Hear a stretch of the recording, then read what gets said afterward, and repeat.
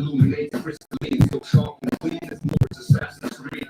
Moving through the shadows and shades of triple darkness, leaving moss pieces, many I have to practice. Writing, speaking spells out across four corners, causing an effect on elements. Pursue the language of suggestion. I'm becoming arm, nigga, arm, head, lethal weapon. Arm, nigga, arm, head, lethal weapon. Generator, operator, destroyer dimensions. Generator, operator, destroyer dimensions. This is serious. Are you human or you God? Ask yourself that question. John 34, here is a suggestion. Are you human or you God? Ask yourself that question. John 34, here is a suggestion. My frequency will be infinite process. God, this is what I express. There can be less of cold knowledge. It's not expressing time of progress. Street of thought with every single breath. I don't know how much time I have now. I'm hungry. Coughing my breath. Surfing the food. Like I'm a cold chef. Smoking so much out. I feel that's what my mind has. She tells me she feels what when I was. True story. I tell her there's no need to flex. We can go forever. We're not in a rush. Honestly, because if you let control, that means you have a weak mind. No weak soul. They for me. I can see my role. Elevated energy is more powerful than the fossil fuel gold. Lives are more mystical and complex than the essence. The love of Dead Sea Scrolls. Amun. Are you human or you God? Ask yourself the question. 34, here is the gesture. Are you human or you God? Ask that question. John 10:34, here is the gesture. Meta science. Let's no meta science. Are you human or you God? John 10:34, here is a suggestion. Are you human or you God? Ask yourself that question. John 10:34, here is a suggestion. Freedom. Come on, freedom. Freedom. Meta science, freedom. Freedom. Come on. Meta science, freedom. Like a runaway slave. Freedom. Like I just go. Freedom.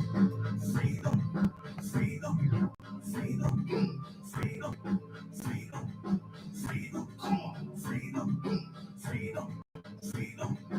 Freedom. Mental science, freedom. Come on. Freedom. Mental science, freedom. I can't hate freedom. Stay with your chest, freedom. On my queens, let me hear you say freedom. On my kings, let me hear you say freedom. On my children, let me hear you say freedom. On my brothers, let me hear you say freedom. On my sisters, let me hear you say freedom. On your fists in the air, two shows, and you play the high increase, and the freedom fighters are the Portland's worst nightmare. Let us prepare this revolution. New world order that is treated us unfair. First solution is a revolution. This is a freedom song, so sing along. We're a million men strong, the war is on because Babylon did us wrong. The time is now to heal. We never wrote this broadcast the news that is saying on the high priest when I get high, let's take. When the war is over, heaven on earth is what we're going to create. The high priest and his metal science soldiers and his freedom fighters. It's time to concentrate. Elohim, forgive us for our sins. Elohim wins, destroy the evil that is within. Freedom. Come on, freedom.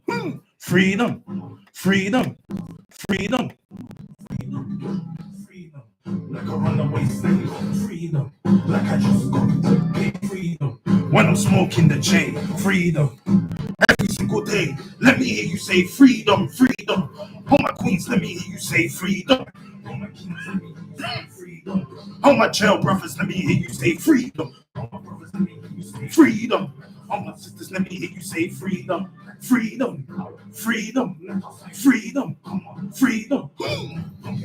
the air to show that you care, the high priest and the freedom fighters on the government's worst nightmare. Let us prepare to damage and take this new world order that is treated us unfair. First solution is a reform. This is a freedom song, so sing along. We're a million man strong, the war is on because Babylon did us wrong. Freedom. Come on, freedom. Freedom, freedom, freedom. I can't hear you. Freedom, freedom, freedom, freedom, freedom, freedom, freedom, freedom, freedom, freedom, like a runaway slave. Freedom, like I just got great freedom. When I'm smoking the J, like a freedom, every single day.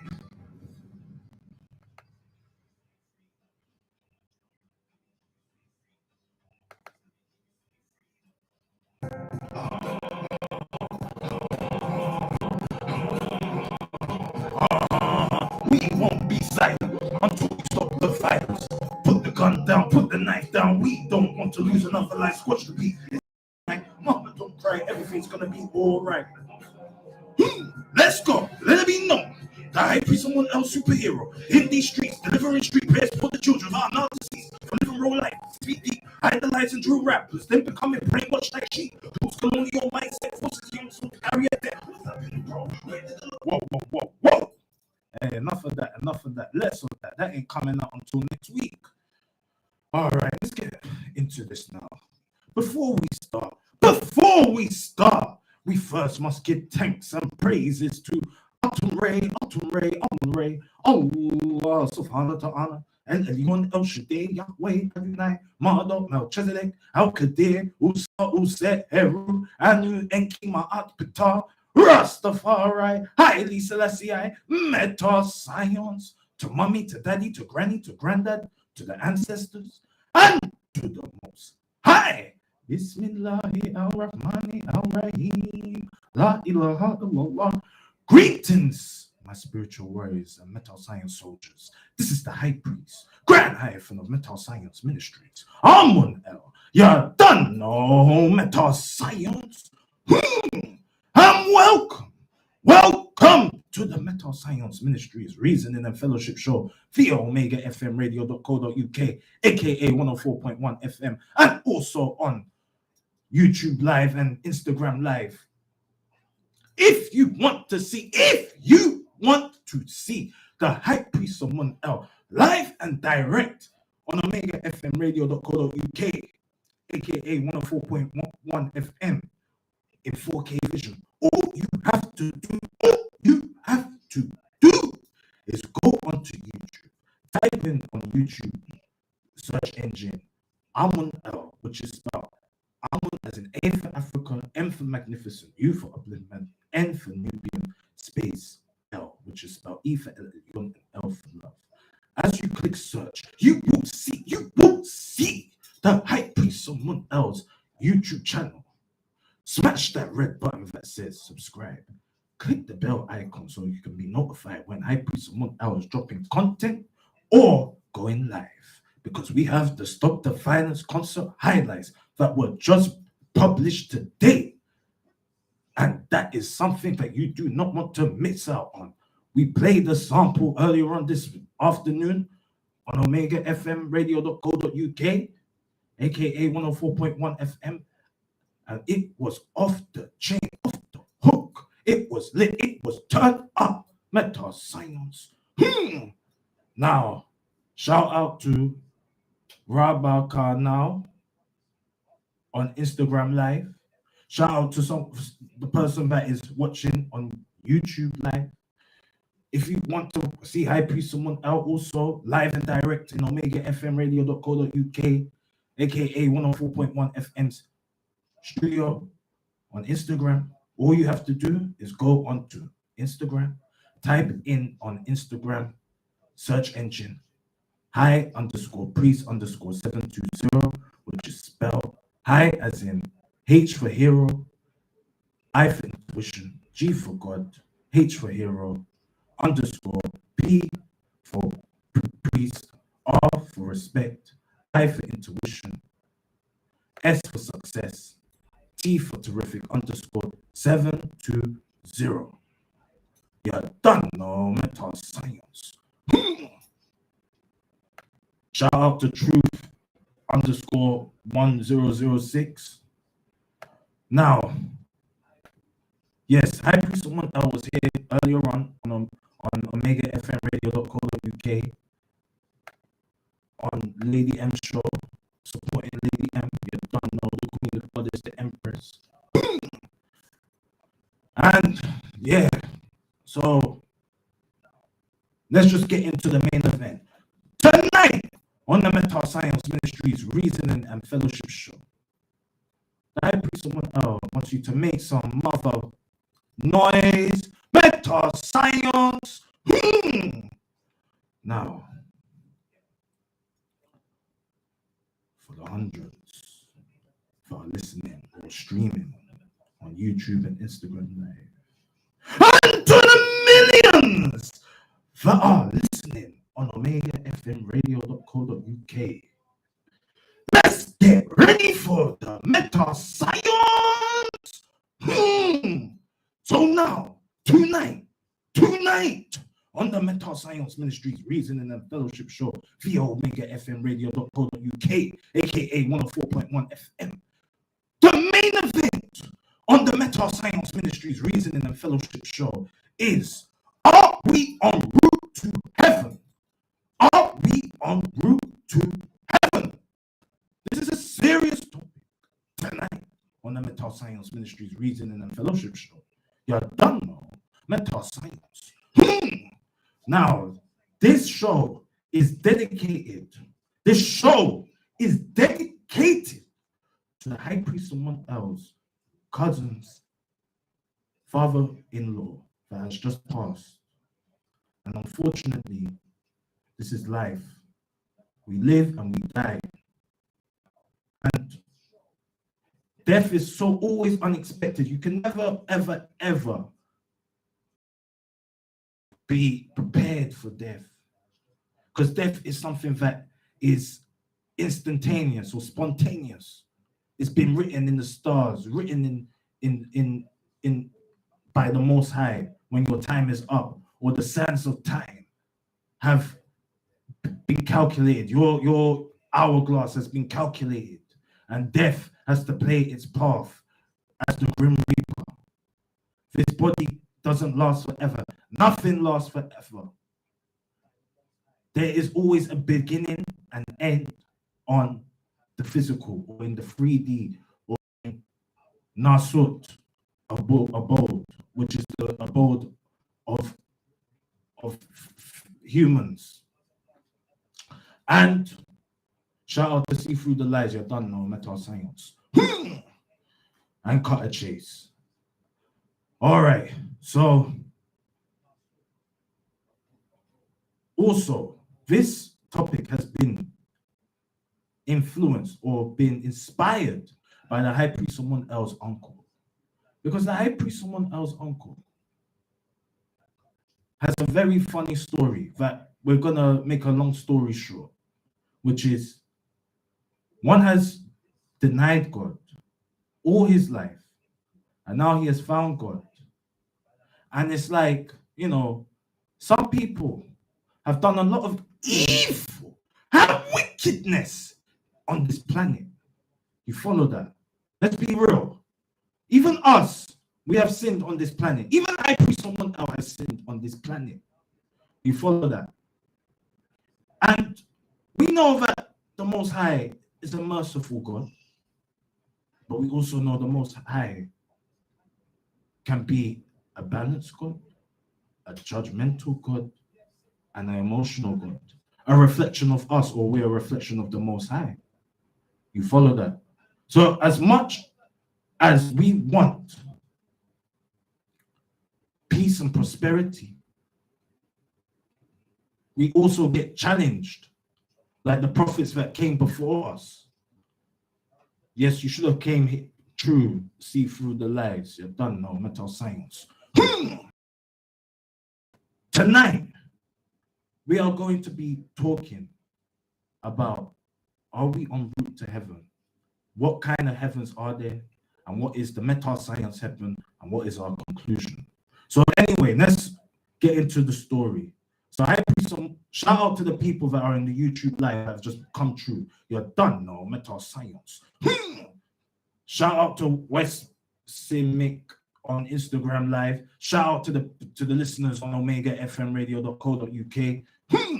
So yeah, so High Priest Someone Else Uncle and others have done a lot of sin and do not know where they're going. Especially a lot of people on omegafmradio.co.uk, aka 104.1 FM. We don't know where we're going. You know what I mean? Even the Queen, you know, some people are ready for death, you know. And people are not, like, even High Priest Someone Else ready for death. At his young age, he's ready. He knows that life is not promised here, and this is not the final destination. And even if all the things on the earth come and blossom and the success, the wealth come here, it's not something that man can take to the next kingdom or to the next realm. You follow that? Our ancestors tried to do that, bury themselves in gold, believing that they can go to the next realm with all their possessions. And guess what? The Pharaoh, when he must have been smoking some big ganja spliff, because he thought he was bringing all his jewelry, all his gold, all his possessions to the afterlife. And you know what? Damn, then that stuff just stayed on the planet. You know what I mean? And bandits went in through the tombs. Yeah, they don't believe the High Priest Someone Else. You go and check that out. The Pharaoh's possessions are on this planet in the museum, in fact the British Museum. You see what we're saying? So let's be real now. Heaven is not a physical world. You follow that? Let's break it down before we even get into that. The root word for dunya is vile. This is what See Through the Lies is saying, vile. Okay, so let's research what vile means, because, you know, we research and we make sure that we get everything correct. So vile definition. So you're saying dunya is synonymous with vile, extremely unpresent. Okay, extremely unpresent. Okay, cool. Dunya. Now let's see what dunya means, so that we got the correct term. So, okay, according to Wikipedia, it says dunya refers to the temporal world and its earthly concerns and possessions, as opposed to the hereafter. Okay, so that means, See Through the Lies, you're saying that dunya, in terms of meaning vile, is extremely unpresent. And in the classical Arabia, dunya means, as according to Wikipedia, temporal world and its earthly concerns and possessions. So if we add that together, extremely unpleasant earthly concerns and possessions, that means some people are possessed with unpleasant possessions on this planet, and that's why we can see why this planet is effed up. True or false, my kings and queens and gods and goddesses? Now, yes. Hello, Jane Forrest, 00. Okay, you mentioned a good point, See Through the Lies. Yes, we have a picnic on the 19th, 2022 at Shepherd's Bush Green at 1 o'clock on the Sunday. Not this Sunday, next week Sunday. The High Priest Someone Else and friends are having a family freedom fun picnic. You follow that? And the family, the tribe are going to be in the park. We're going to have a good time. There's going to be fun and games, music.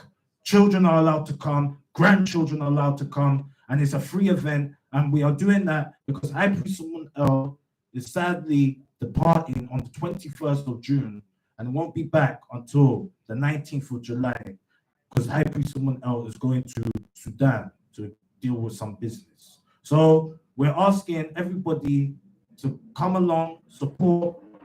It's a free event, it's a community event, and we want the love. We want to be with people on the same wavelength as us. You follow that?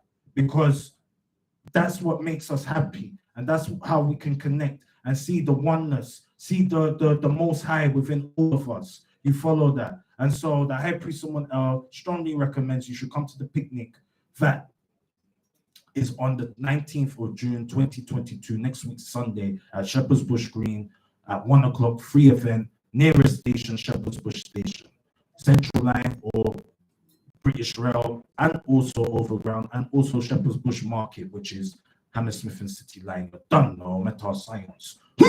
So now, okay, almost 8:45, okay? Now we're gonna play some sound bites. Yeah, High Priest Amun did some research for this topic that we're talking about tonight, which is route to heaven. Now, before we start, we have to now look in each religion according to Abrahamic religion, if we have like minimum, which is Islam, Christianity, and Judaism.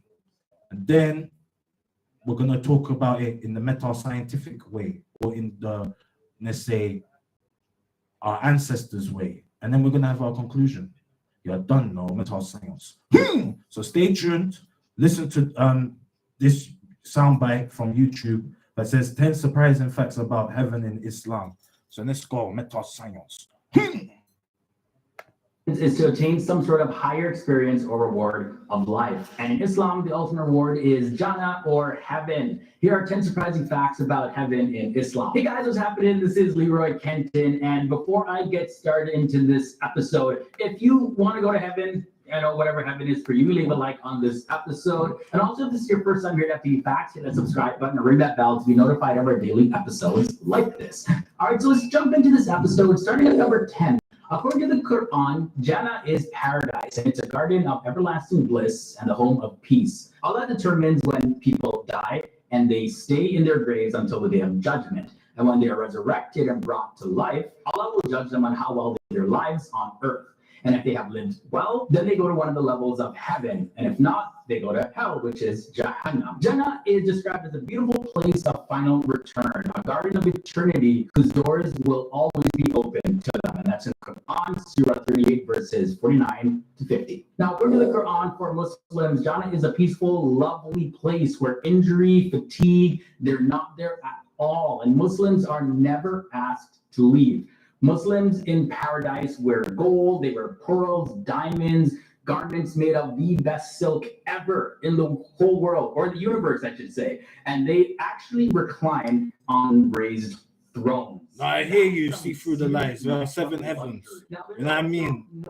Can you get me the let's say the surah and verse for that one, so I can put it, I can say it. Saihan, Jaihan, Furat, and Nil. As well as large mountains made of musk and valleys made of pearls and rubies. Up next at number 7, let's look at the 8 gates of Jannah. To enter one of the 8 doors of Jannah in Islam, Muslims are actually required to perform righteous deeds. They're also required to be truthful, search for knowledge, fear the most merciful, go to the mosque every single morning and afternoon, and be freed of all kind of arrogance, as well as the spoils of war and debt. They're to repeat the call to prayer sincerely and from the heart. Also, they need to build mosques and be repentant and raise righteous children. Another interesting fact is that the gates are actually named. They're all unique in their own way. There's the Bab as-Salat, for those people who were really punctual and on time when it came to doing their prayers. Then there's a gate called Bab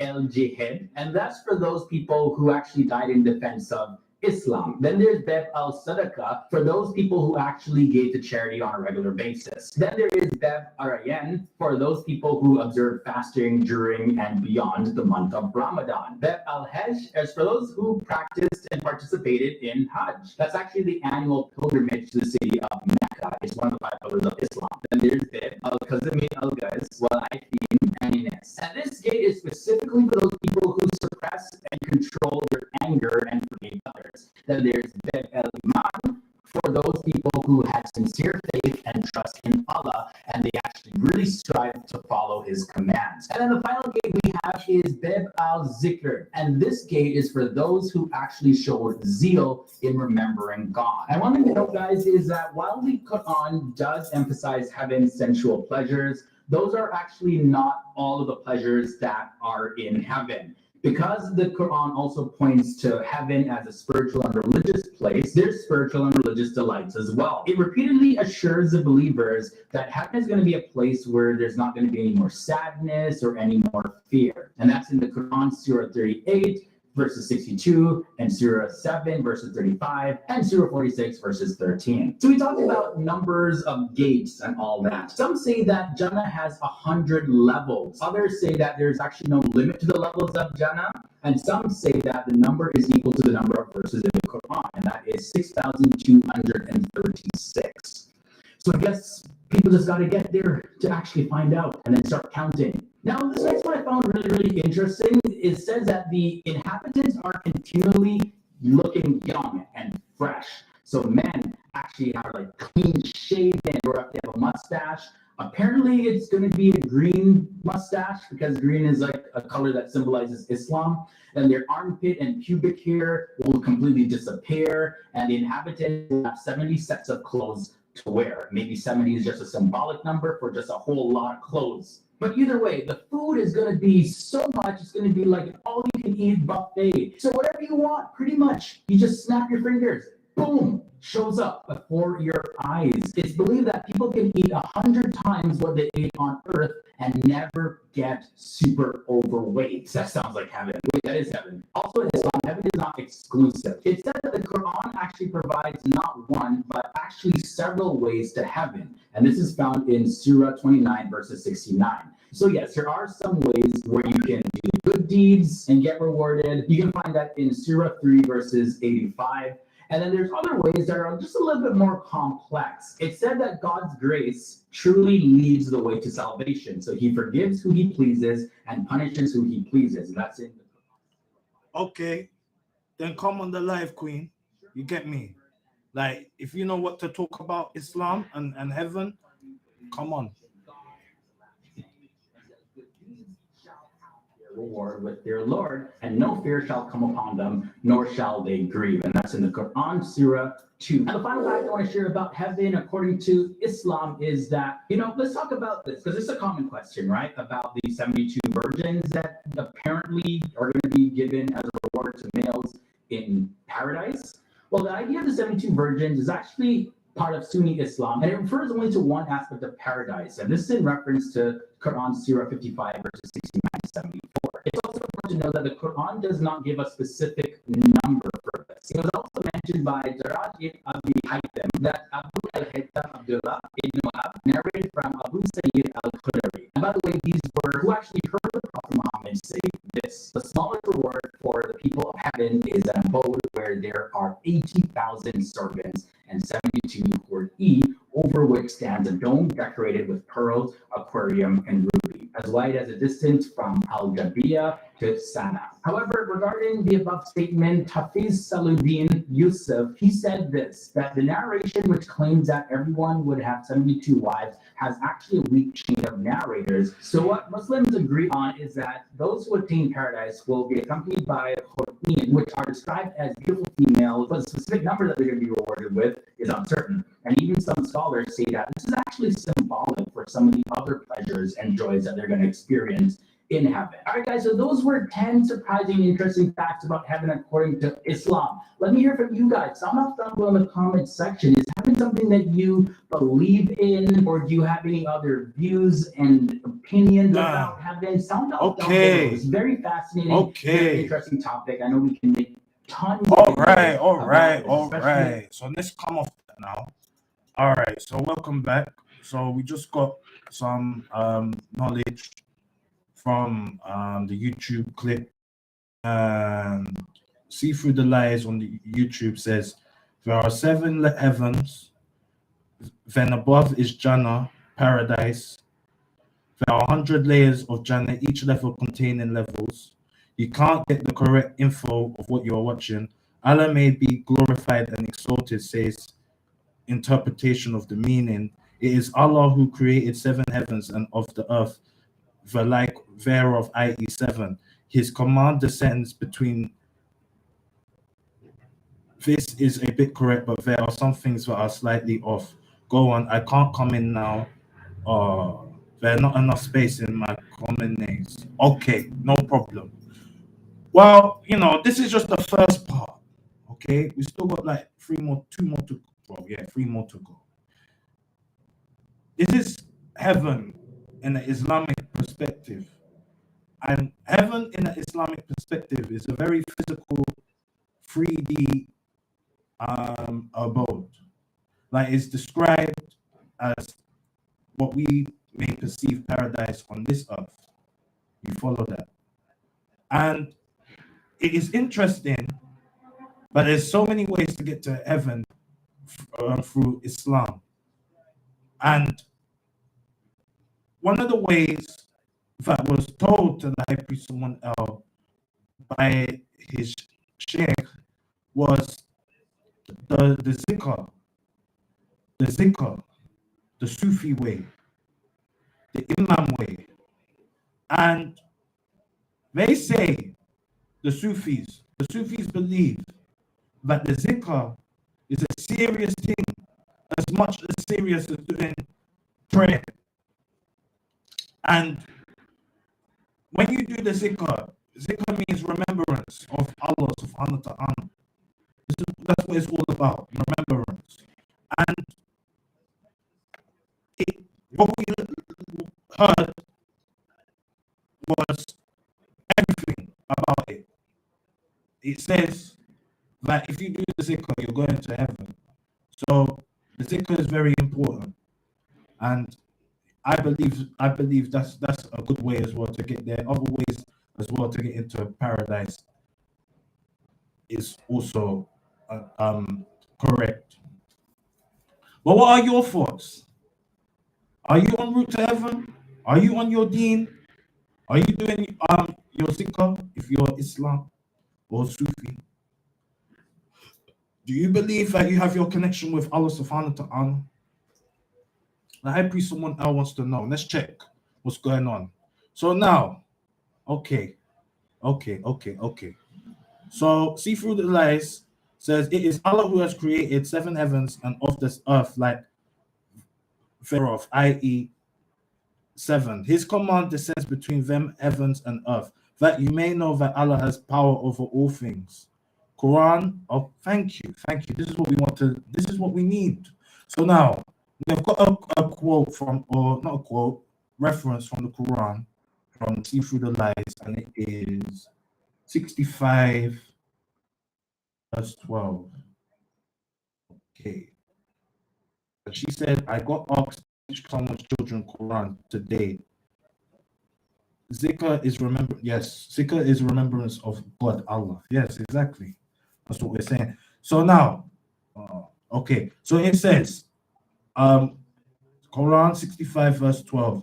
It is Allah who, or let's do it in the Arabia. So Allah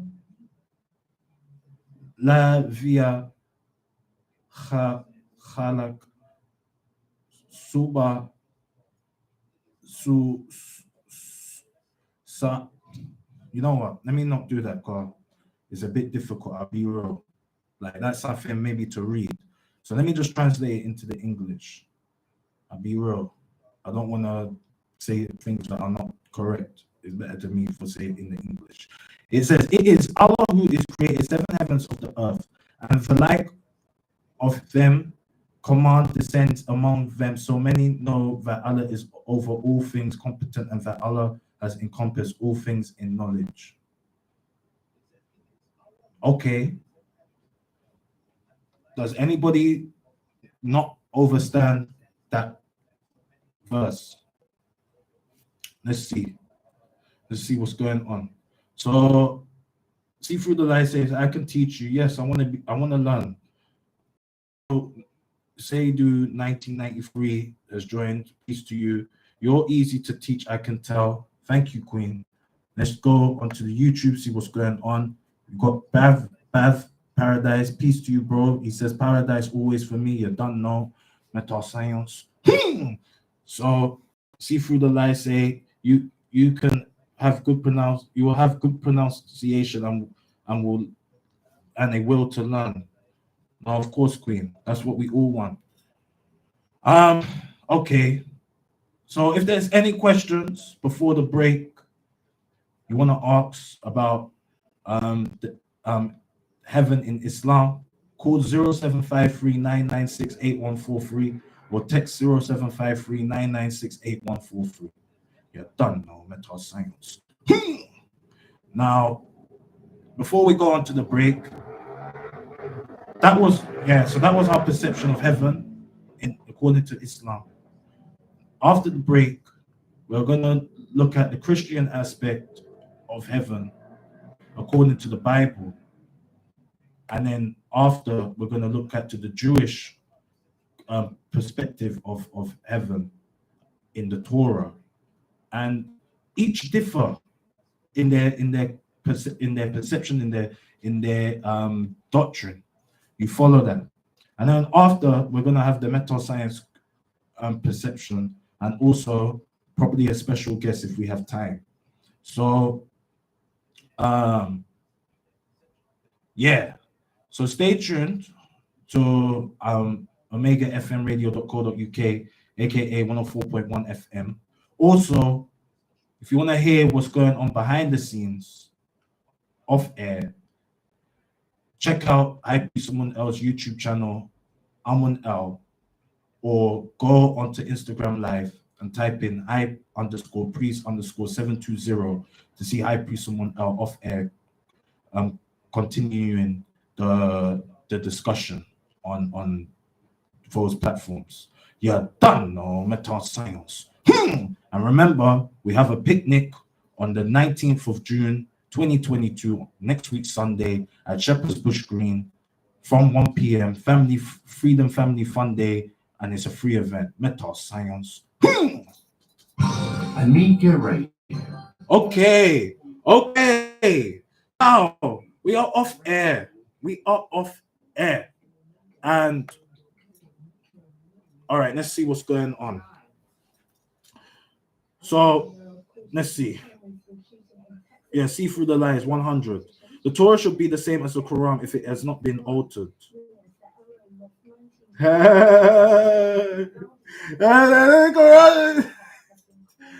I mean, look. You see, let's talk about this, yeah? Seriously, let's talk about this now. You see, the Torah is not the complete Jewish doctrine. The Torah is just the first 5 books of Moses, which is Genesis, Exodus, Deuteronomy, so that's 3. What else? Let me see. Let me type it in fact. So Torah.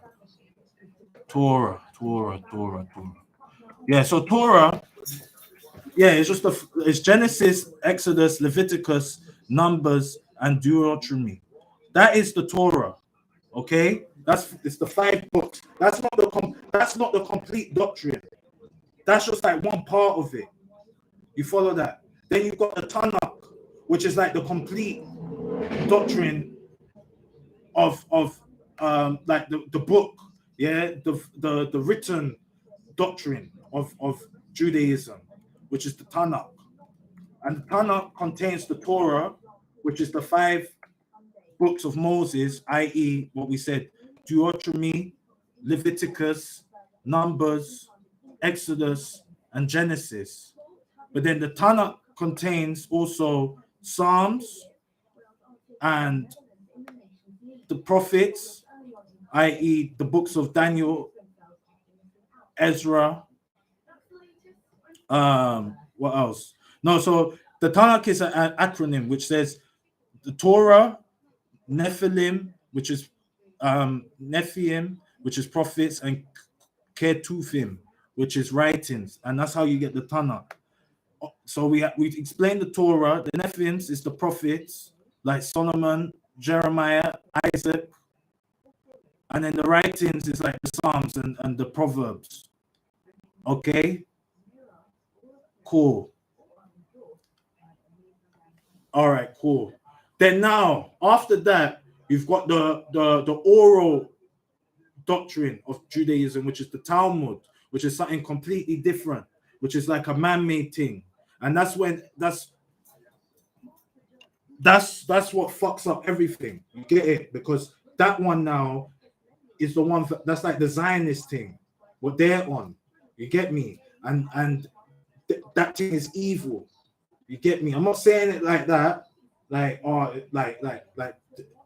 being anti-Semitic, but their thing causes a lot of war.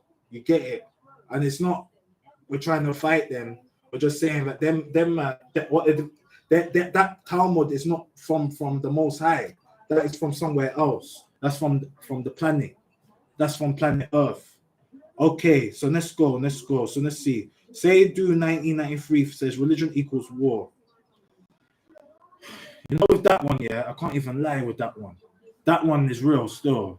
Like you're right. I can't say no. You're just trying to be trolling in here. No, that's real. That's real. You know what I mean? Jane Forrest says, "What do you think about the Lady of Heaven? Who is the Lady of Heaven?" Shout out to Sophie _ Kotadia, all the way from India.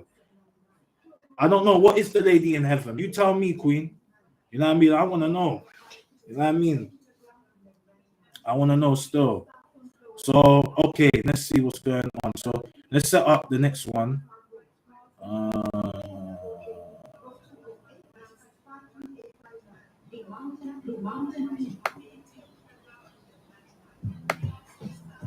All right, so we got the next one. What will heaven be like according to the Bible? All right, cool. It's a big one, though.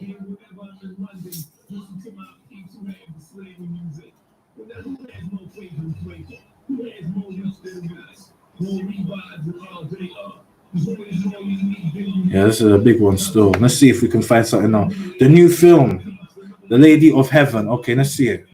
I've not seen that. To be honest, I haven't seen it advertised. The Lady of Heaven, yeah. Okay, so yeah, it's there. All right, cool. So what is it saying? After losing his mother in the midst of a war-torn country, an Iraqi child learns the importance and power of patience by discovering the historical story of Lady Fatima and her suffering. Okay, so it's an old film.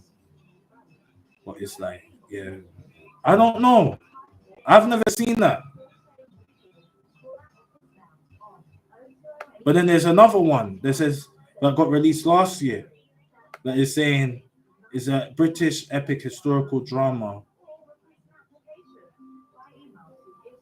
And it's about the Mahdi Servants Union.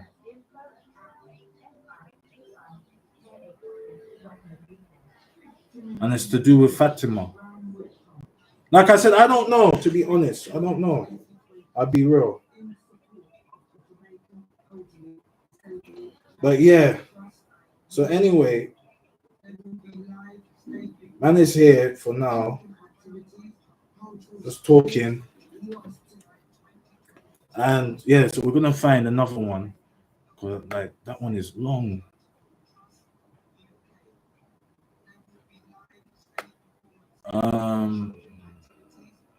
Yeah, it's probably that one. Dude, it's not that long anyway. I know it's not that long. So anyway, so yeah, so we'll just shout out to Portia. So anyway, yeah, so we're just talking about what is heaven in the Bible now, and it's similar to Islam. You know, it's a 3D perspective. You know what I mean? It's not really spiritual. It's everything that is on this earth, but better. You know what I mean? But it's described. This earth. You know what I mean? What? Like, we'll see what it's saying, and then we're gonna go to our perspective, the meta science perspective of things. So, High Priest Someone is here on YouTube live as well, as you can see. Hi, bro. You're all right? Yeah. WF is going on. You don't know meta science. Shout out to you, man.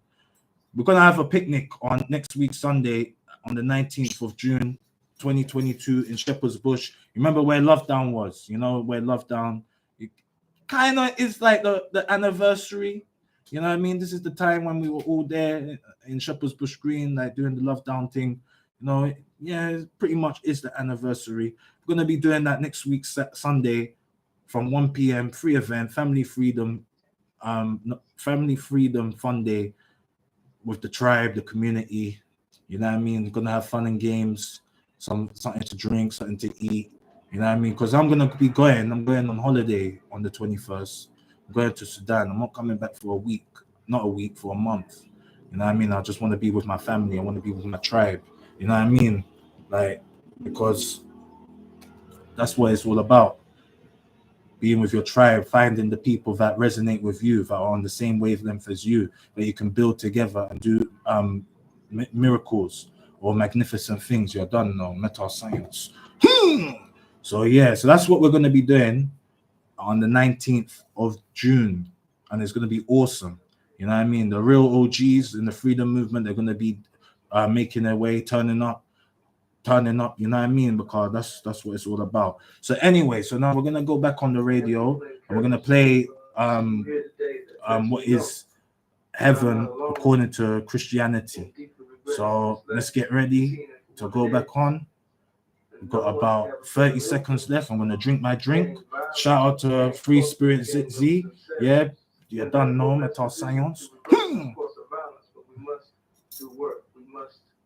Get out there and we must forge peace. We must stop exterminating one another. All right. Stop all of this. So I needed that. I needed that At the drink. end of the day, we have Man, his mouth is dry, you know. We must have a do or die attitude, as we were as street warriors, to rebuild our culture and to create a new lasting legacy of peace.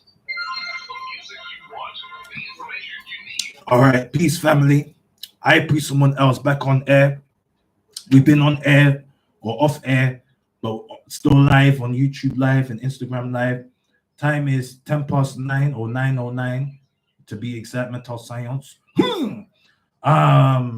So let's get into it. So we're just talking about heaven in an Islamic perspective, and now we're moving on to heaven according to the Bible. So let's put on the soundbite and let's see what's going on according to heaven in the Bible. Today, I'm going to do a video request. Quibus Morris asked me and said, Daniel, what are we going to do in heaven one day? Are we just going to sing and praise the whole time for all eternity? Well, we are going to sing, we are going to praise, that's one of the things, but there's a lot more things that we're going to do in heaven that's going to surprise a lot of you. So thank you, Quibus, for the video request. And to answer you in this video, I'm going to talk about 9 things that we're going to do in heaven. Let's get to it.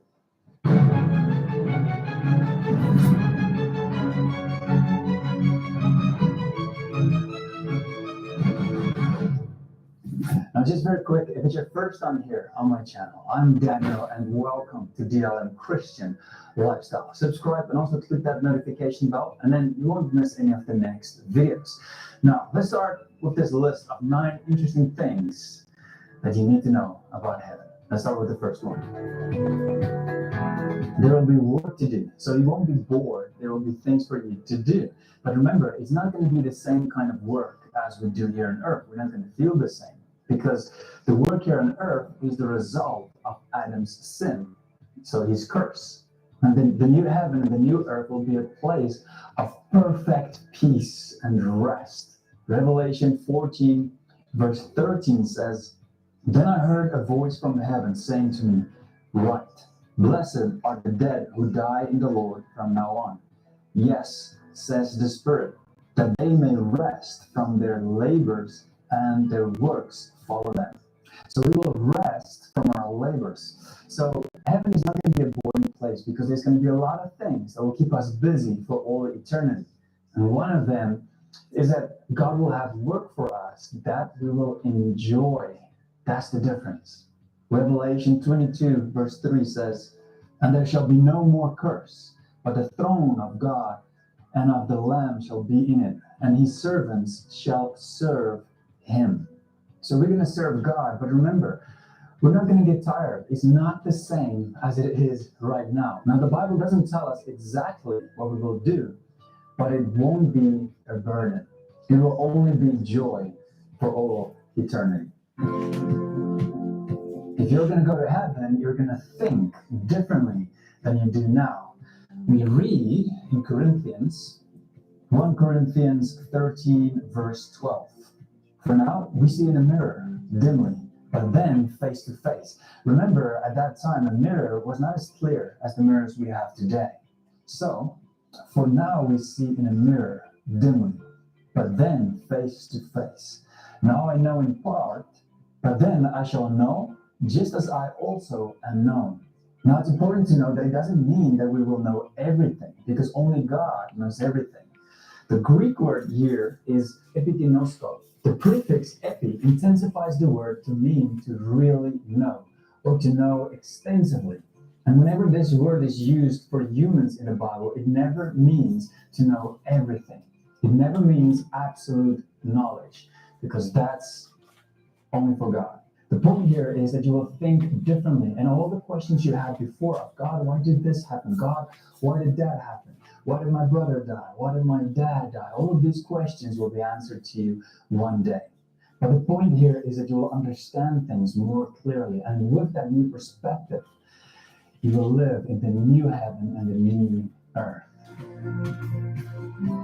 With the new heaven and with the new earth, we're going to live in houses. In Isaiah 65, verse 21, we read, they shall build houses and inhabit them. They shall plant vineyards and eat their fruit. Wow, imagine how that fruit is going to taste like. Oof. But yeah, it says that they shall build houses and inhabit them. So it sounds interesting because it's similar to what we have right now. We live in houses. But this will be in the new heaven, the new earth. So imagine how that's going to look like, how it's going to be like living in this new, amazing, perfect world in a house. And you got a vineyard and you taste the fruit. Wow. Wow.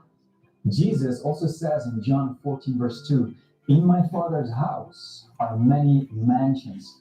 Now, just very quick, this mansions, correctly translated, is dwellings. So this is the New King James Version. So yeah, so it looks like the Instagram is gone, but it's all right. You know what I mean? We're still on YouTube. Those who are still in the YouTube, peace to you. You know what I mean? We're just watching what's this. And if I go and prepare a place for you, I will come again and receive you to myself, that where I am, there you may be also. This is pretty amazing. I'm getting very, very excited. We will see each other in heaven again. You'll be reunited with loved ones. If they love the Lord, if they serve Him, if they were reborn Christians, and if you are, then you will see them again in heaven after this temporary earth. Paul also wrote to believers who grieved after they lost a loved one in 1 Thessalonians 4, verse 16 to 18. For the Lord Himself will descend from heaven with a shout, with the voice of an archangel, and with the trumpet of God, and the dead in Christ will rise first. Then we who are alive and remain shall be caught up together with them in the clouds to meet the Lord in the air. And thus we shall always be with the Lord. Therefore, comfort one another with these words. And Paul also says in 1 Thessalonians 2, verse 19, that the believers will be His joy in heaven. And in 2 Samuel 12, verse 23, David says, but now he is dead. Why should I fast? Can I bring him back again? I shall go to him, but he shall not return to me. So David is talking here about his son that he lost. And David knew that he will see him again.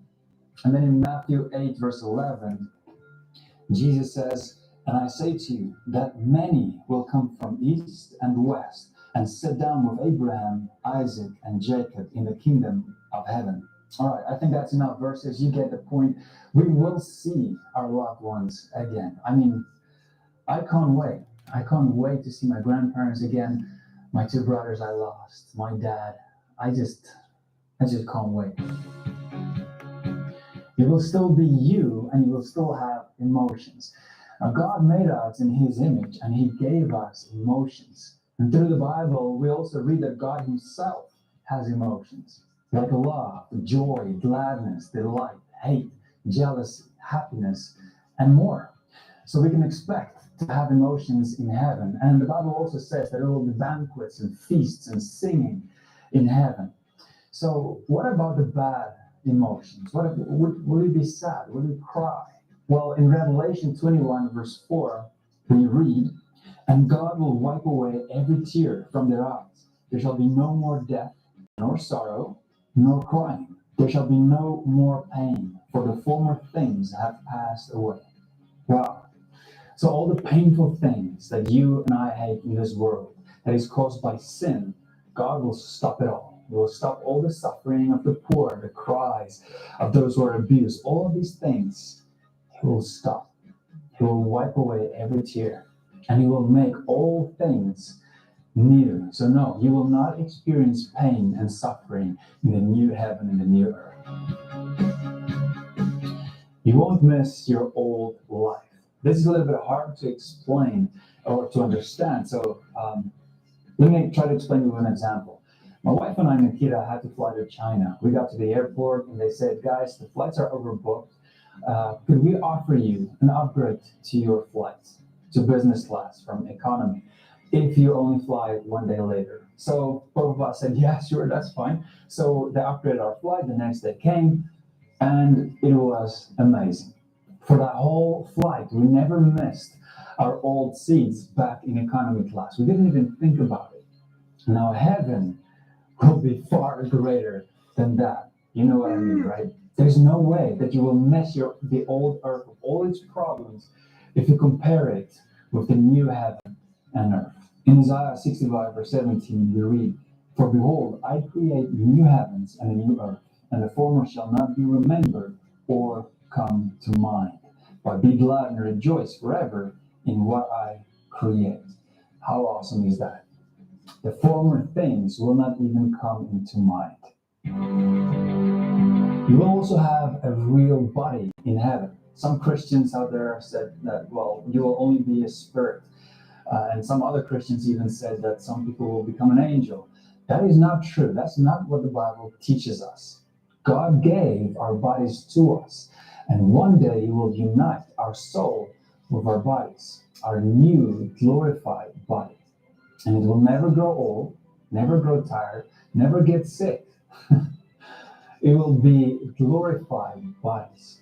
In 1 Corinthians 15, verse 42 to 43, we read, "So also is the resurrection of the dead. The body is sown in corruption, it is raised in incorruption. It is sown in dishonor, it is raised in glory. It is sown in weakness, it is raised in power." Now listen to this. In verse 44, "It is sown a natural body, and it is raised a spiritual body." There is a natural body and there is a spiritual body. The spiritual body is the immortal body, the one that cannot die, and the one that is made for heaven for all eternity. Now, the Bible doesn't tell us exactly what the spiritual body will be like, but it does tell us something very interesting in 1 Corinthians 15, verse 47 to 49. "The first man was of the earth, made of dust. The second man is the Lord from heaven. As was the man of dust, so also are those who are made of dust. And as is the heavenly man, so also are those who are heavenly. And as we have borne the image of the man of dust, we shall also bear the image of the heavenly man." So it basically tells us that our new spiritual bodies will be like the body of Jesus Christ after His resurrection, which basically means you will have a new glorified body in the new heaven and the new earth. Now that is going to be exciting. We will live in a whole new world. Now, most Christians always only talk about heaven, but God is going to make a whole new earth. And I can't wait to explore it. In Isaiah 65, verse 17, it says, "For behold, I create new heavens and a new earth." And then if we go to verse 24, He says, "It shall come to pass that before they call, I will answer, and while they are still speaking, I will hear. The wolf and the lamb shall feed together. The lion shall eat straw like the ox, and dust shall be the serpent's food. They shall not hurt nor destroy in all my holy mountain, says the Lord." Now imagine living in this kind of world. And if we go to Revelation 21, verse 1, now I saw a new heaven and a new earth, for the first heaven and the first earth had passed away. Also, there was no more sea. Then I, John, saw the holy city, New Jerusalem, coming down out of heaven from God, prepared as a bride, adorned for her husband. I want you to imagine how this will look like. Don't just read it. Imagine how it's going to look like. I'm going to continue to read. Then I, John, saw the holy city, New Jerusalem, coming down out of heaven from God, prepared as a bride, adorned for her husband. And I heard a loud voice from heaven saying, Behold, the tabernacle of God is with men, and he will dwell with them, and they shall be his people. God himself will be with them and be their God. And God will wipe away every tear from their eyes. There shall be no more death, nor sorrow, nor crying. There shall be no more pain, for the former things have passed away. Then he who sat on the throne said, Behold, I make all things new. Wow, just imagine that. You can go in your free time and read on how that's going to be like. From verse 9, he goes on to explain how the New Jerusalem is going to look like. And he mentions something like a massive wall with 12 large gates and 12 angels stationed at the gates. This wall is built from jasper. The gates were 12 pearls. The city itself, pure gold. Even the streets were gold. And God's glory gave its light. And it never needs the sun, and so much more. But go on and read it in your own time. Heaven is our real home. The Bible is very clear on this. This world that we live in right now is temporary. It is not our home. We're just passing by. We read in Philippians 3, verse 20, For our citizenship is in heaven, from which we also eagerly wait for the Savior, the Lord Jesus Christ. You know, sometimes things here gets a little bit too much, right? And then we say things like, oh, I just need a holiday. And then we go on a holiday, and for a little bit, it's good. We feel a little bit of rest. And then there comes a time where we feel like, okay, this is enough. I want my home. I need to go back home. But then what do we say when we get back home? There's no place like home. Why do we say that? Because it's probably one of the only places in this whole world that you can call home, where you feel safe, secure, loved. The place where you can let your guard down because you feel more peaceful. But even that, it's not really how it should be, because we always take our problems with us home. But all of us long for that real home, but we won't find it here in this world, because our real home is in heaven with God. That is where all reborn Christians will finally feel fully at home with God, with our brothers and sisters in Christ, with the angels. That's home, a place where you are accepted, and a place where you have rest for your soul. And if you're not sure that you will go to heaven, what are you waiting for? What is stopping you? Because time is running out. And this world is only All right. So now that was the Christian perspective of heaven, according to the Bible. Okay. Now, I hope everybody is following along. So we just heard the Christian perspective. Before the news, we heard the Islamic perspective of heaven. The Christian perspective of heaven is crystal clear. It makes sense. Like they were talking about spiritual body, and that the physical body is sewn down, but the spiritual body raises up. You know what I mean? So, there's elements that we want to talk about in conclusion, but we're still analyzing for now. But I just wanted to put a spanner in the works, and because, to be honest, this presentation, is just what it is. You get me? It's given facts, but it's a brief, let's say, layman's terms. You get me? Because we ain't got the time to be going that deep into it. But we just want to put a spanner in the works and use this reference from the Bible, New Testament, Luke 17, verse 21, because he never talked about this one. And this will tie into the conclusion at the end of the Mental Science Ministries Reasoning and Fellowship Show via Omega FM Radio.co.uk, aka 104.1 FM and YouTube Live. So Luke 17, verse 21 says, neither shall they say, lo here, or lo there, for behold, the kingdom of God is within you. Now let that sink into you a little bit. The kingdom of God is within you. He never really talked about that aspect of heaven. You follow that? Because the kingdom of God, regardless, includes heaven.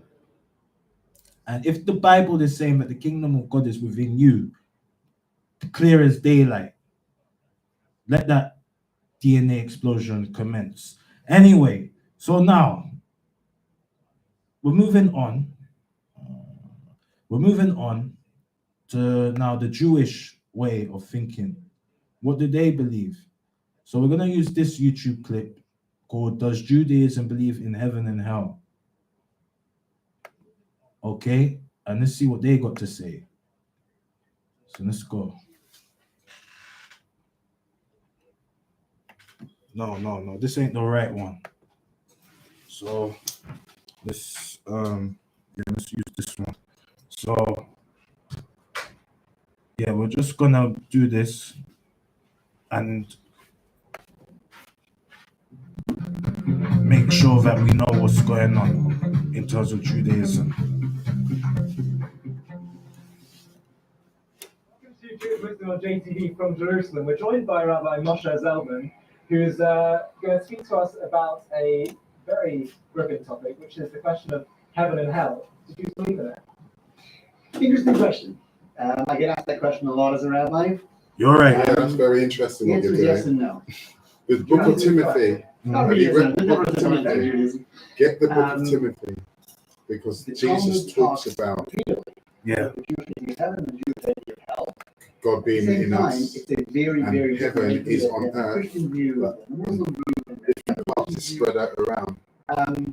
I'm not an expert on religion, Timothy, but what I do know is So when you read what that like tells me is that the Constantine slave masters tampered with the and Bible stories to make us be of looking that we're verses passive, of hell. we don't fight, Yeah. because I don't know how we're dreaming of this God coming out of the sky business, which ain't gonna happen.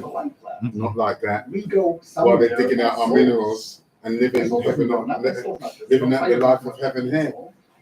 So the Jewish Does that idea make of heaven sense? and hell is Yeah. much more of a emotional, spiritual reality than it is a physical reality. Let's start with heaven. Heaven is not a banquet feast. Heaven is not a pizza party with So, beer. Heaven is Mental science closeness to God. is going through all the Now, my whole religions, life is about getting getting a good understanding of all of them and coming with it, trying to get it to fit together. Yeah. And having an audience. But that's how I think as well, because there's truth in all of Even them. close, Yeah. it's got to be the greatest possible pleasure.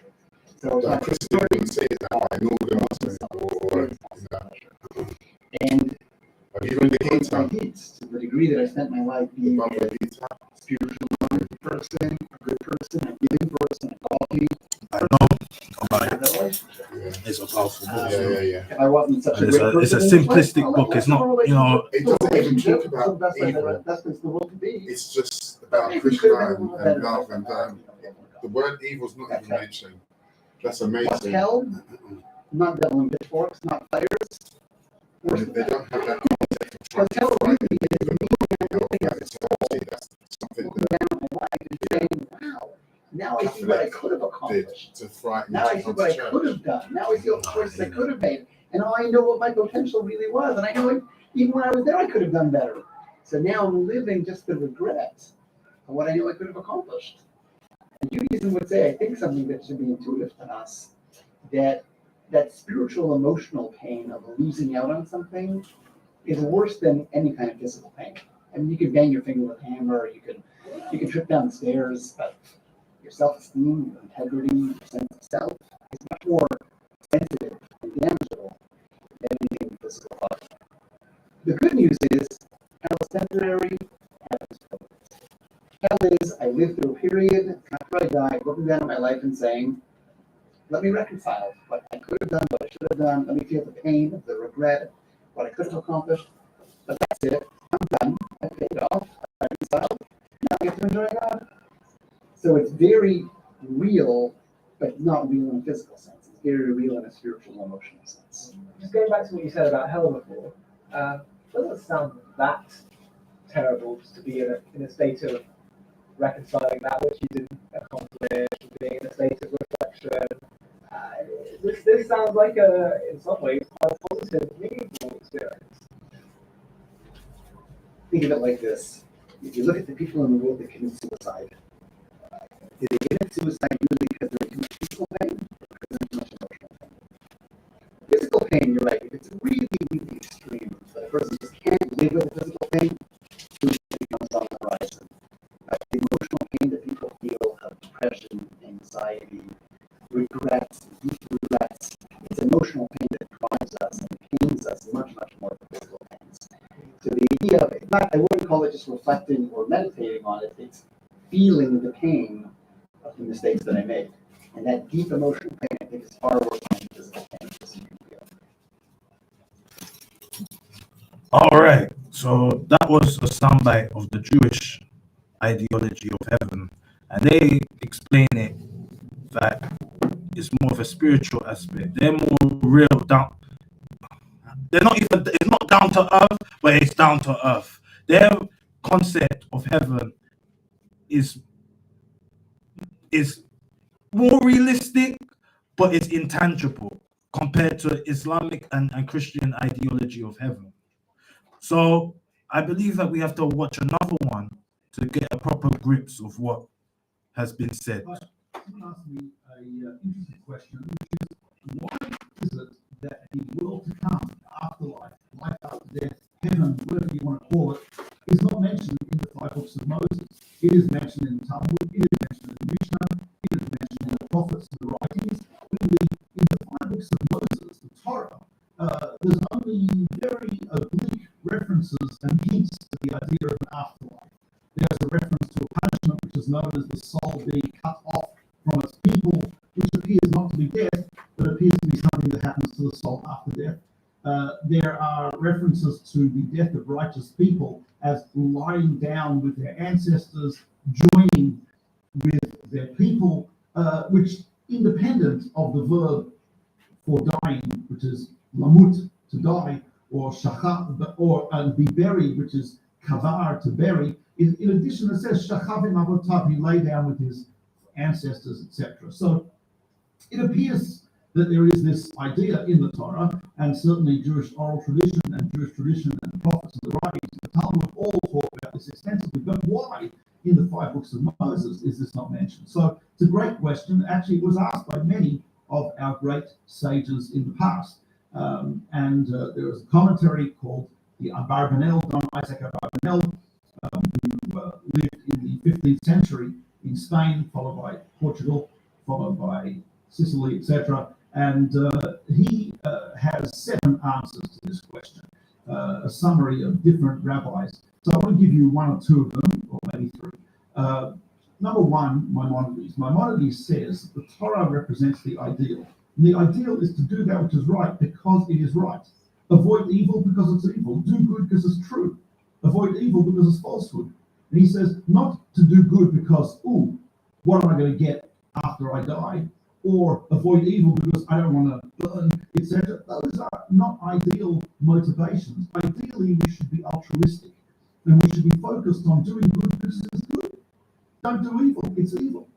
Not always to be making a calculation of the cookie points that we're going to get after 120 years when we pass away. So he says it's to encourage altruism. Later generations understood, the rabbis understood that not everyone can be altruistic from the get-go. So we need to talk about incentives, and hence they talk more about the world to come.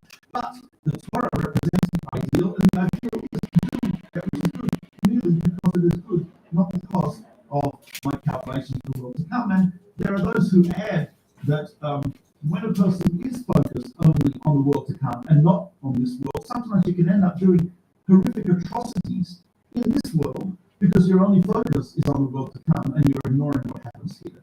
That is answer number one, based on Maimonides. The Ibn Ezra understands, who is a great sage originally from Spain, then France, Germany, and England, medieval sage. The Ibn Ezra has an interesting take on it. He says that really only 1 in 1,000, 1 in 10,000 people will understand the idea of a completely spiritual reward. Life after death is not physical, it is spiritual. He says, but we have a hard time relating to something purely spiritual because we operate in the physical world and our senses are physical and so on and so forth. As he says, so the Torah would have to use some type of metaphor, a parable for that which is the world to come, and the parable would have to be something from the physical world. Problem is, what would people do? Would people elevate themselves beyond the parable, beyond the metaphor, and understand it as completely spiritual? Or would they drag down the world to come to their own level? Would we look at it and say, obviously that's a metaphor for something spiritual? Or would we say, oh, cool, I'm looking forward to 72 caterers, the Jewish version, in the world to come? What would we do? So the Ibn Ezra says he thinks that what most people would do would be drag it down to their own level rather than elevate themselves up to that spiritual level. So the Torah would prefer not to even talk about it, rather than have it dragged down to our level. And this has happened in other religions and other systems of thought where perhaps the originators talked about things as being, and they meant things to be spiritual, and they just use a physical example, metaphor, parable to describe it. But what happened is that the followers latched onto the physical component, and that's how they looked at it. So the Ibn Ezra says, you know what, sometimes it's better not to say anything than to say something which will be misconstrued. And hence, the Torah is silent about the world to come for that reason. Rabbi Yehuda Halevi, author of the famous book called the Kuzari, Rabbi Yehuda Halevi has a really different point. He says, it is easy to make predictions about the world to come because there is no one who's going to contradict you. No one comes back and says, I had a great time, even though I did X, Y, or Z. So he says, therefore, it's a safe prediction. Safe predictions are not so significant. The Torah's predictions are risky predictions because the Torah's predictions are all take place in this world, exile and redemption and worldwide dispersion and anti-Semitism and preservation of the Torah. All those various predictions the Torah makes are all predictions that take place here in this world, which means we can verify them or falsify them. And he says that means they're risky predictions, but if they're risky, that means they're significant. To start a religion and to say, look, if you don't follow my religion, this will happen to you after you die, or if you do, this will happen to you after you die, is easy. Anyone can make a prediction like that because I have no danger of contradiction. And consequently, the Torah is not interested in safe predictions. The Torah is interested in risky but significant predictions. It is a sign of the truth of Torah that it gives those type of predictions. So anyway, those are 3 ideas behind why the Torah does not speak about the world to come exclusively. It only appears in later sources, and each one interesting moral lesson, I think, for us to understand something about the Torah, something about motivations in life, and something about elevating ourselves to the spiritual, not dragging things down to our level.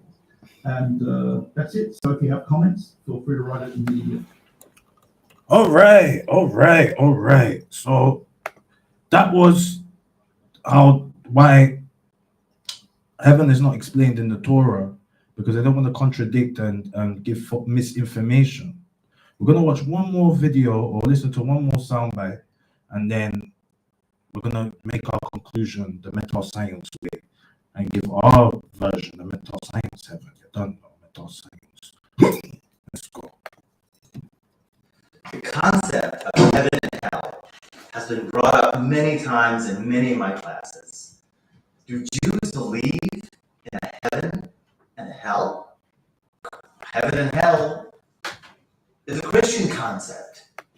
to do with Judaism.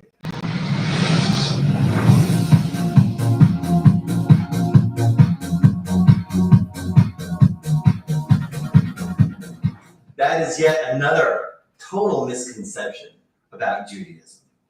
There is such a concept of heaven that we do call paradise. Most people might associate with that. And interestingly enough, the concept of the word hell is not even a word in Judaism. We actually have a different concept. It's called Gehenna. And really what it is it's a place where a soul that was tainted or unrefined needs to get refined. You see, the idea, the concept really is that we were created to receive infinite pleasure. And what happens is we're vessels, becoming unrefined, start off as unrefined, to become refined in order to receive that unbelievable light. So if a person has, let's say, so to speak, dirty garments, can't go into the hall, so he has to clean his garments. The way that this concept, our concept of Gehenna is that it's a cleansing in order to finally be able to receive the light. So really what it is it's like a washing of a dishwasher, right? You put the plates in and it cleanses. Same thing is by our souls. It goes through a process that has to become cleansed in order to receive the light. It's the Baal Shem Tov explains it unbelievably. He says, really? There is no Gehenna. Unbelievable. What does that mean? Really, God brings these coarse souls into the Garden of Paradise, and it's blinding for them. It's like being in a party, you can't stand it, you just want to leave. Come on, Gladys, I want to go. Right? It's like it's like being tied down and made to listen to opera if you don't like opera, right?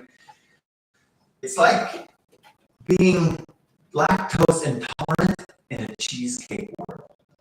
But after a certain amount of time, that the coarse soul loses its coarseness and becomes more refined, and it's able to receive the infinite light, its true destiny. And that infinite light is also the explanation to what really is what's called a heaven. Really, there is no heaven. Really, heaven is what it is a complete, unbelievable relationship with the infinite, with God, in which we're all heading towards that direction. Even from the Reformed platform that was brought in 1885, they address the issue and say we reject as ideas not rooted in Judaism the beliefs both in bodily resurrection and in Gehenna and Eden, which is hell and paradise, as abodes for everlasting punishment and rewards. Yes, there are just stepping stones or go-between corridors. Definitely, we agree in this area that they're not everlasting. There's no such thing as an everlasting punishment, right? However, we do hold about the concept of Gehenna. It does exist. And the concept of paradise Eden also as a stage that the soul goes through till it reaches its ultimate destiny as an ultimate connection with infinity with God. So do good.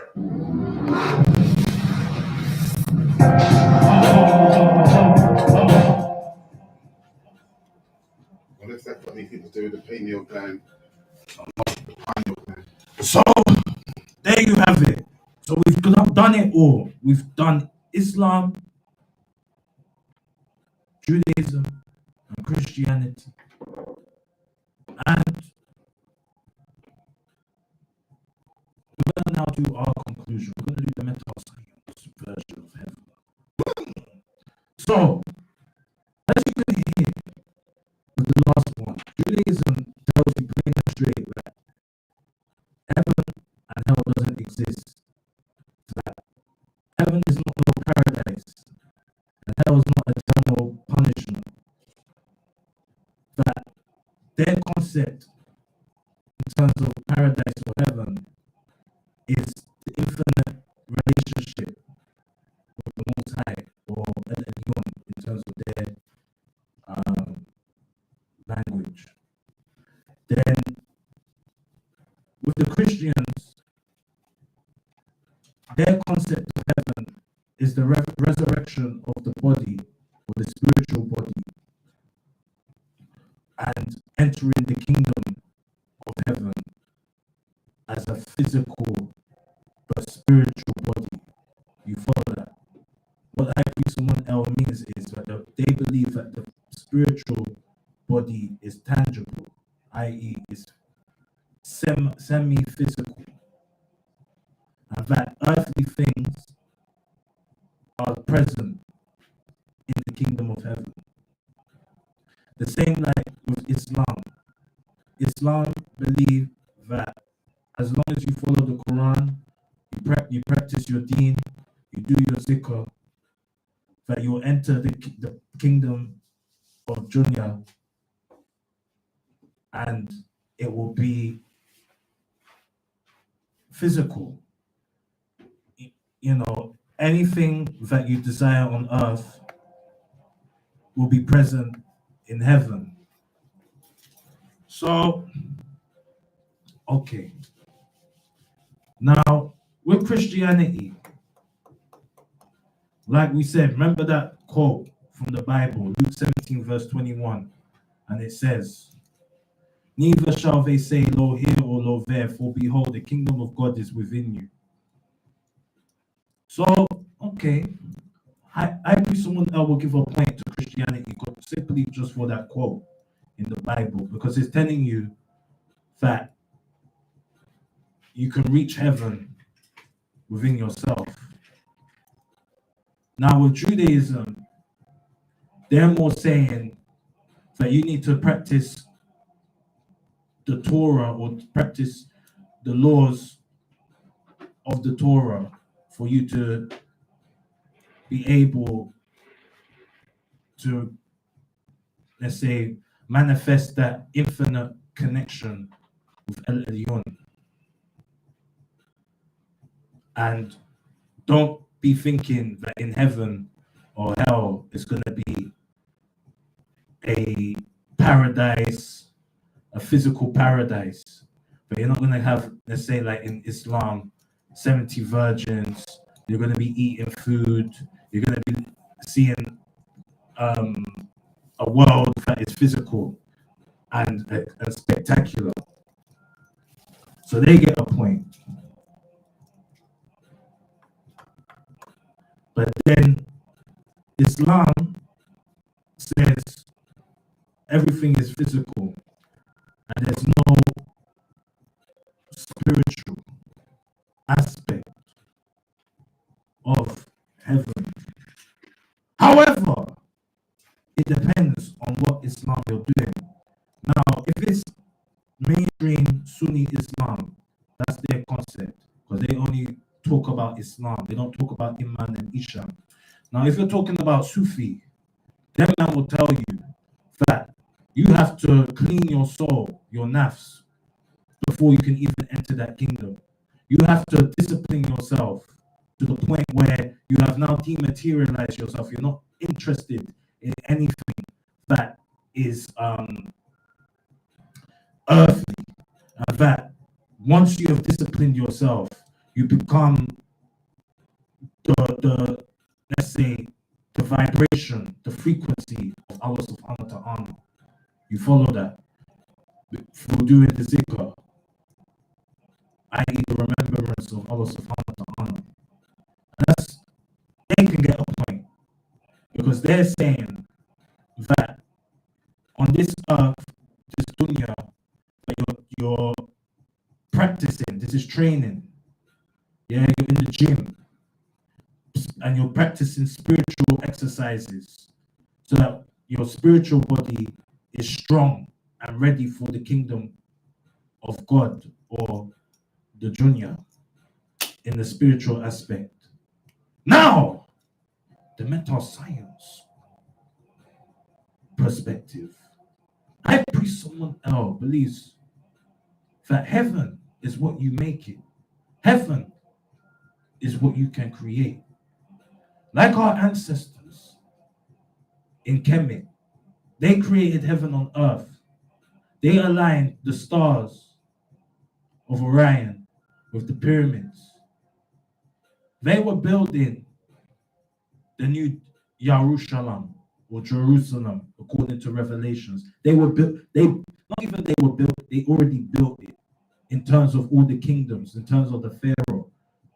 You follow that? The Pharaoh was the throne of God in a sense. The Pharaoh was God in a sense. So therefore, they believed that building this heaven on planet Earth will transcend to the heaven in the afterlife. You follow that? So in a sense, they were also practicing for the afterlife. Now, okay, they did certain things that were, you know, how can we say, conventional. And like what we said, they buried themselves in gold, believing that they're going to take that to heaven. And guess what? The gold stayed on the planet, and bandits entered the tombs and stole all the possessions and that. But what we're saying, we've got 6 minutes left. What we're saying, our conclusion into heaven, are we en route to heaven? Are we en route to heaven? It's a tricky one. It's a tricky one still.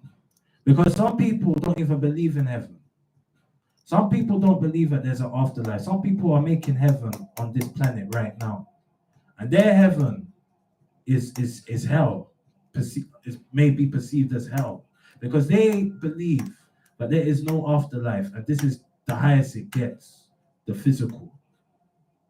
Now, some of us believe that this planet is just transit. We're in transit.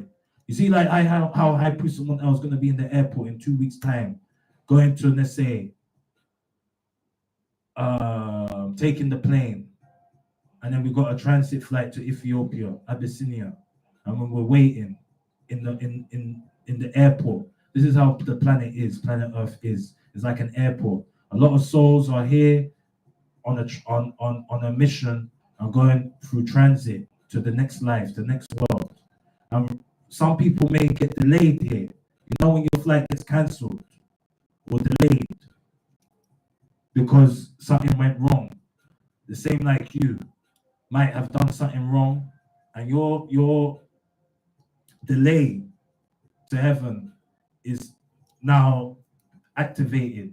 The same way like the Jews said the Ganya, in terms of you have to reconcile with God for the wrongs that you've done, or you have to pay for your karma that you have done on this earth before you can enter the kingdom of heaven. You follow that?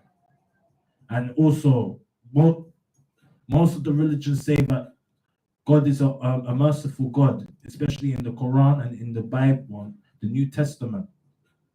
And according to the Jews, that God is merciful, but there's consequences that you have to go through first to receive the mercy. Okay, another aspect in terms of the meta science of heaven is that, yes, High Priest Amun believes that heaven is an internal process, like how we explained Luke 17 verse 21. Heaven is you being resurrected spiritually. Your spirit goes through life experiences to transform you into a godly being on this planet. And everybody has the capacity to transcend themselves into a spiritual being, or into a godly being, or into a righteous being. However, we also have the ability to descend and degenerate ourselves into a beastly being, i.e., the devil. And there's a battle of the wills, i.e., the good will and the bad will. And the good will is the will of God, and the bad will is the will of the devil. And we are a vessel, like most of agree on. This body is a vessel. This body is a car. This body is a vehicle of transportation in this physical realm. And we are also like a tuning fork, like the radio. We can tune into certain frequencies in our mind. And we can tune into the God frequency, which is heaven on earth. And we can tune into the beastly frequency, which is hell on earth.